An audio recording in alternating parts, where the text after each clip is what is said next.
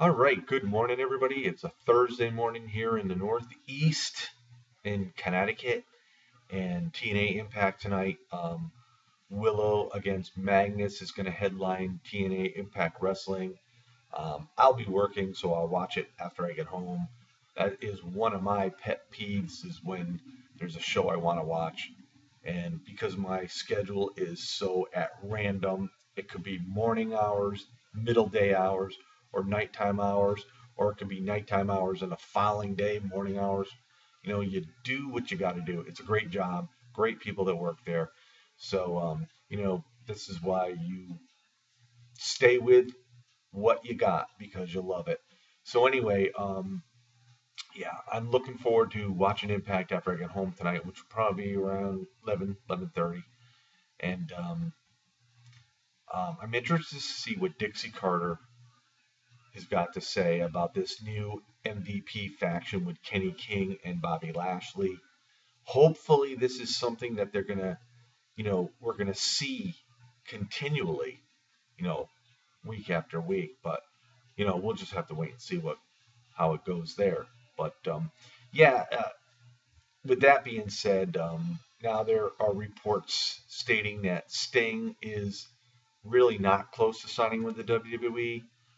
We've heard it for so long now that he was definitely going to sign with the WWE. We've heard that he did sign with the WWE. Well, Sting hasn't signed with the WWE, and it's sort of like it was years ago. I think it was like 2003 or whatever it was, where the WWE pursued him. He came that close to signing a contract and just never did. Sting always did say at one point that he would never sign with Vince McMahon, but now who knows? To me, to be honest with you, the only big deal about Sting signing with the WWE is that he is pretty much the last holdout from WCW that has never been on or in the ring for the WWE. Um, will Sting be in the Hall of Fame? Absolutely. I mean, there's no doubt about it. Sting became huge after his confrontations with Ric Flair back in the 80s. And, you got to thank Ric Flair, Sting, for, making you as big as you are today.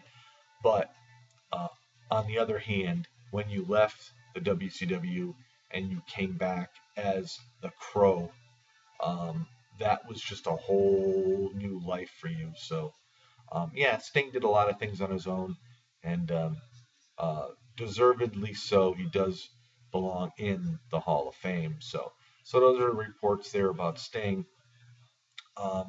I want to give a quick shout out to King Kwando 87. Check out him and his videos. I'll put a link in the description box. Pretty good YouTuber. Like and enjoy his videos. And yeah, so it's gonna be a nice week. I have the week off until next Friday after tonight because of the Memorial Day holiday. Um, be able to do a lot of things, and yeah, it should be fun, you know. So, but in any event, as far as everything else goes, if you haven't got a chance to check out Ring of Honor's War of the Worlds um, show they had at the Hammerstein Ballroom in Manhattan, New York, check it out. It's a very, very good show. Kevin Steen announced that he was going to take some time off and he wanted to spend some time with his family. There's been rumors stating that the WWE is going to sign Kevin Steen. My opinion for Kevin Steen, I wouldn't sign with the WWE because it's like a very popular high schooler in junior high going to high school.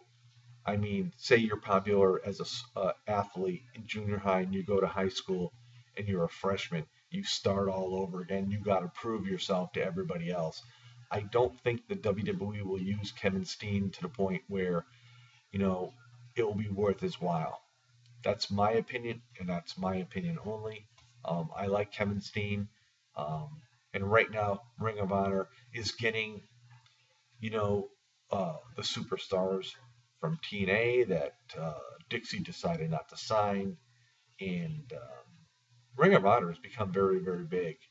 And I see Ring of Honor doing a lot of great things in the near future. So looking forward to seeing that. Can't wait for Global Force Wrestling to, arrive. Jeff Jarrett is working hard behind the scenes and getting everything all set up. When it's all said and done, it's going to be a very, very interesting debut to watch.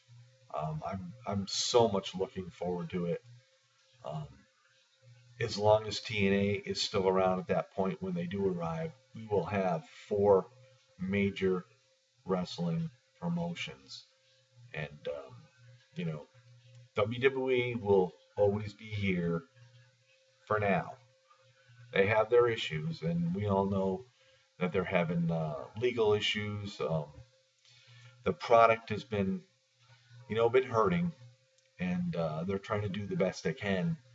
And with the absence of Daniel Bryan as far as wrestling in the ring, it's going to hurt him a bit. But the WWE always comes through. And, that's one thing about Vince McMahon I give credit for is he finds a way to come through and overcome. So, you know, if Vince wasn't around, I would definitely be worried. But Vince is still around. He's still very, very alive. He's still very, very active in the company, and Vince will take care of what's going on.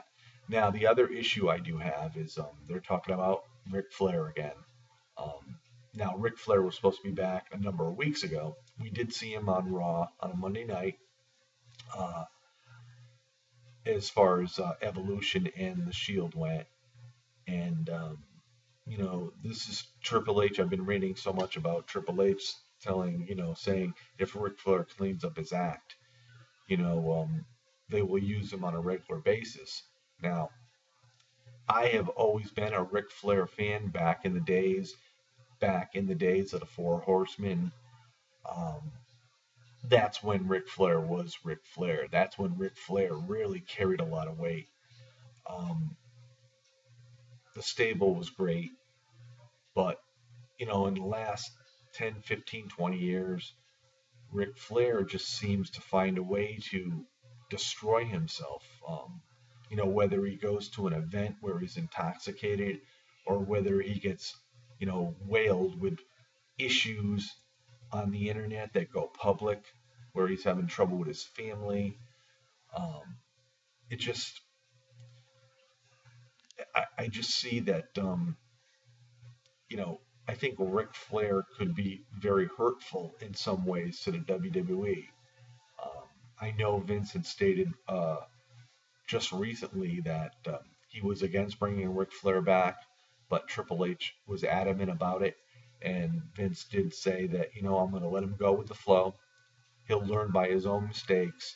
This is the one way for Triple H to help, learn, get a learning experience, and but that's one of the issues in the WWE right now is Triple H's friends are like getting, special treatment. And I'm not to say Vince has never done this because Vince has. Look what he did with CM Punk. He went all out for CM Punk, and it paid off for him, really in the long run. Um, CM Punk though has a mind of his own. He walked out on the WWE. Um, I'm still hoping. I got that little glimmer of hope he may show up at Payback. Probably not.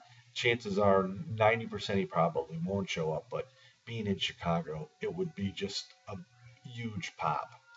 With that being said about Punk, wanting him so badly to return at Payback, that would be one huge pop. The other huge pop is you got to change John Cena's image. You got to do it. I'm not going to say no more about it because we've talked about it a number of times. Um, these two things could turn the WWE right around in a heartbeat. Um, but and the last thing I want to just mention is, I love the WWE website. They need to have a section Ask the Fans. ask, for the fans to write in and give them their thoughts, their opinions on what they would like to see, and then have the WWE really seriously look at this and say, hey, this is what the fans want. Maybe this is what we ought to do for them. Because we are the ones that make the money for the WWE, so why not give us what we'd like to see? And last but not least, a lot of people are talking about Brock Lesnar.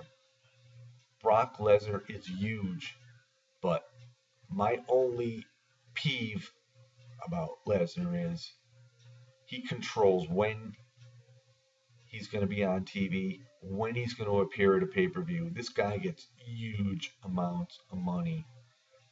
In the WWE, it's about time they stop catering to these guys that only want to work part-time and they dictate when they want to be on.